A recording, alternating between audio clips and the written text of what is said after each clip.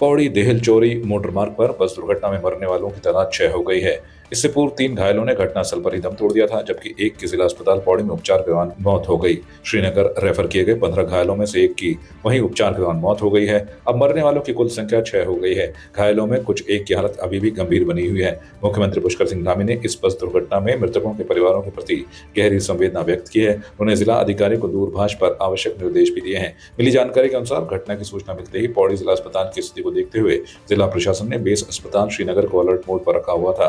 Ambulance की कमी को देखते हुए जिलाधिकारी डॉक्टर आशीष चौहान आसपास के इलाकों की सभी 108 एम्बुलेंस को घटनास्थल पर मंगवा दिया था। घायलों को कम समय में बेस अस्पताल पहुंचाया गया।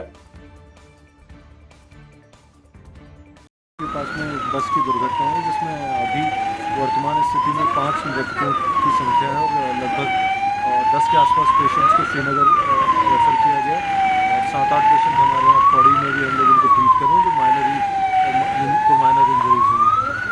आज बहुत दुखद एक घटना हुई है पौड़ी दिलचौरी मार्ग पर इस सत्यखाल के निकट, जिसमें कि कई लोग घायल हुए हैं और उन घायलों को जैसे ही कि हमारे कार्यकर्ताओं ने सुना कि वहां पर बस दुर्घटनाग्रस्त हो गई है, सभी काफी कार्यकर्ता वहां घटनास्थल पर भी पहुंचे, जहां पर कि प्रशासन पहले से ही मौजूद था और सबने रेस्क्यू करके सभी घायलों को जिला अस्पताल पहुंचाया।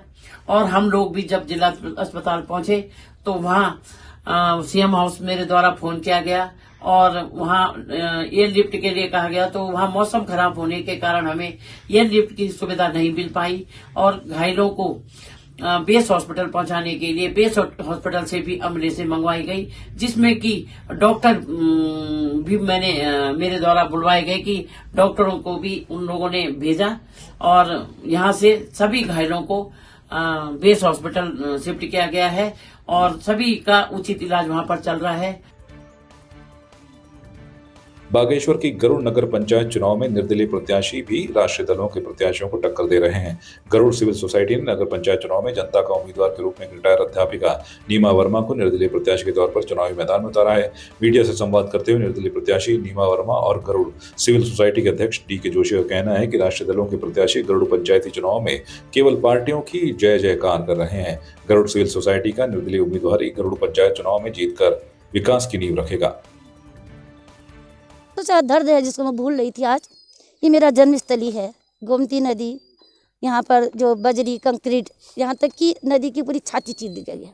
क्या आने वाले समय में हमारा ये क्षेत्र सुरक्षित रह पाएगा? हिमालय पर्वत से निकालने वाली नदियाँ पता नहीं जहाँ को उसको जगह मिलेगा। हमें अगर अच्छी जगह मिलती है हम उधर ही क्यों कदम रखते हैं, कीचड़ की हम कदम नहीं रखते हैं, क्योंकि हमें लगता है इधर कीचड़ लग जाएगा। तो वो नदियाँ अगर वहाँ से अगर उनको जगह मिल जाएगी, स्वतः है कि वो कहीं से भी अपना रूट ले सकती हैं, तो गांव के गांव हमारे ख़त्म हो जाएंगे। मेरे दिल की पीड़ा है, इतनी ज़्यादा पीड़ा है कि अगर मुझे समाज में आने का मौका हमारे उम्मीदवार इधर जनप्रतिनिधि ने दिया, मैं करने की बहुत कोशिश करूंगी और जो सरकार का पैसा आता है उसको उसी पर खर्च करूंगी। ये मेरा सबसे वादा भी है और मेरा दावा भी है। वर्तमान दर्जा प्राप्त राज्य मंत्री शिव सिंह बिष्ट भी मोर्चा संभालते अपने गृह क्षेत्र गरुड़ में नगर पंचायत से भाजपा प्रत्याशियों के चुनावी प्रचार में घर घर जाकर वोट की अपील और प्रचार प्रसार कर रहे हैं। वहीं मीडिया से संवाद करते हुए दर्जा प्राप्त राज्य मंत्री शिव सिंह बिष्ट का दावा है कि बागेश्वर नगर पालिका और कपकोट और गरुड़ नगर पंचायत में भाजपा प्रत्याशी तीनों नगर निकाय चुनाव में जीत दर्ज कर इतिहास रचेंगे। उन्होंने प्रदेश के मुखिया पुष्कर सिंह धामी के नेतृत्व में जिले में निरंतर विकास कार्य जारी है और जो विकास हो रहा है उन्हें विकास कामों के आधार पर जनता उन्हें अपना आशीर्वाद देगी। वहीं गरुड़ पंचायत से भाजपा अधिकृत प्रत्याशी ललिता वर्मा भी जनता की मूलभूत आवश्यकताओं की पूर्ति करने के लिए वोट की अपील कर रही हैं। तो यहाँ पर अगर देखा जाए तो हमारा जो ये क्षेत्र है बेसिकली कृषि प्रधान क्षेत्र है। तो यहाँ पे अभी सबसे ज़्यादा आतंक है बंदरों का, आपकी निराश्रित गायों का, और थोड़ा बहुत इशू है हमारे जो रास्ते हैं वो ढंग से मेंटेन नहीं है।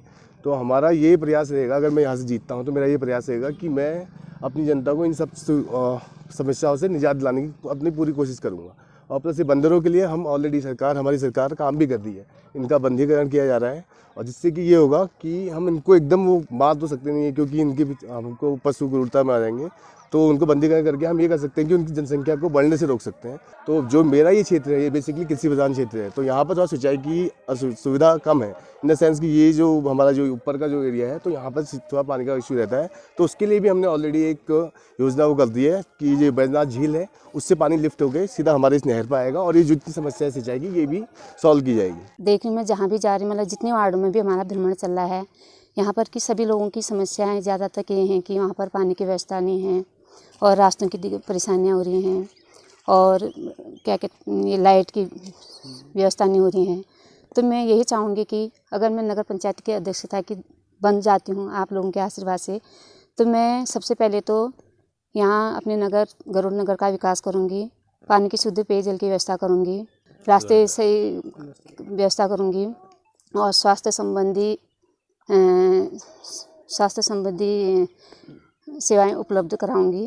भारतीय जनता पार्टी बागेश्वर जनपद में हमारे तीनों नगर निकाय के चुनाव में जीतने जा रही है। चूँकि हम जो हमारे प्रदेश की सरकार है और प्रदेश के माननीय मुख्यमंत्री आदरणीय पुष्कर सिंह धामी जी के नेतृत्व में जो कार्य हुए हैं और जो देश के बहुत ही यशस्वी प्रधानमंत्री आदरणीय नरेंद्र मोदी जी के नेतृत्व में कार्य हो रहे हैं, उनके कार्यों को लेके भी हम लोग जनता के बीच में जा रहे हैं।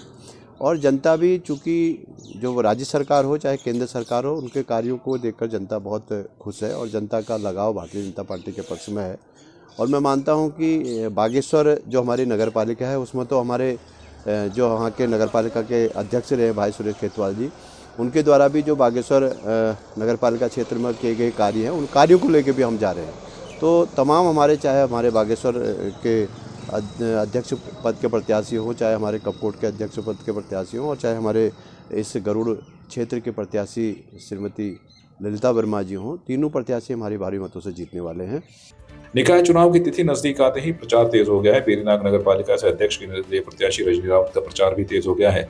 रजनी रावत ने बताया कि नगर क्षेत्र के 7 वार्डों में घर घर जाकर जनसंपर्क करने के साथ ही प्रचार किया जा रहा है, जहां पर बेरीनाग नगर सहित सभी वार्डों में मूलभूत सुविधाओं के लिए लोग परेशान हैं। बेरीनाग नगर की भूमि के मालिकाना हक सहित वार्डों में पेयजल, सड़क और पैदल मार्ग, स्ट्रीट लाइट नहीं है। रजनी रावत ने बताया कि निर्दलीय होने के कारण युवाओं, बुजुर्गों और महिलाएं बड़ी संख्या में समर्थन मिल रहा है। रजनी रावत ने बताया कि नगर की सभी मूलभूत समस्याओं का समाधान करना पहली प्राथमिकता और स्वास्थ्य सुविधाओं को बढ़ाने के साथ ही स्थानीय स्तर पर स्वरोजगार से महिलाओं और बेरोजगार युवकों को जोड़कर आर्थिक स्थिति मजबूत की जाएगी। मैं बेरीनाग के समस्त 7 वार्डों में घूम रही हूँ, जहाँ से लोगों का मुझे पूरा स्नेह, सम्मान और समर्थन मिल रहा है, जिस बात की मुझे बहुत खुशी है। और साथ ही वे सभी लोग मुझे अपनी समस्याएं बता रहे हैं और उन समस्याओं की ओर अगर मैं आपका ध्यान आकर्षित करूं तो वही समस्याएं हैं पेयजल की समस्या, रास्तों की समस्या और स्ट्रीट लाइट की समस्या। मेरे द्वारा इन समस्याओं के समाधान हेतु पूर्ण प्रयास किया जाएगा।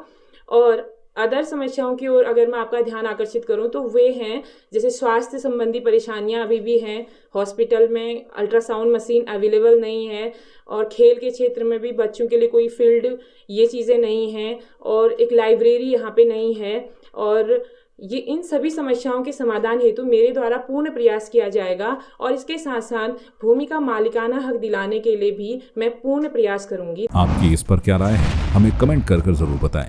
इसके साथ ही आप हमारे YouTube चैनल को सब्सक्राइब कीजिए। आप हमें Facebook, Instagram, Twitter पर फॉलो भी कर सकते हैं और संवाद 365 के साथ एक क्लिक में जुड़ने के लिए डाउनलोड कीजिए संवाद 365 ऐप।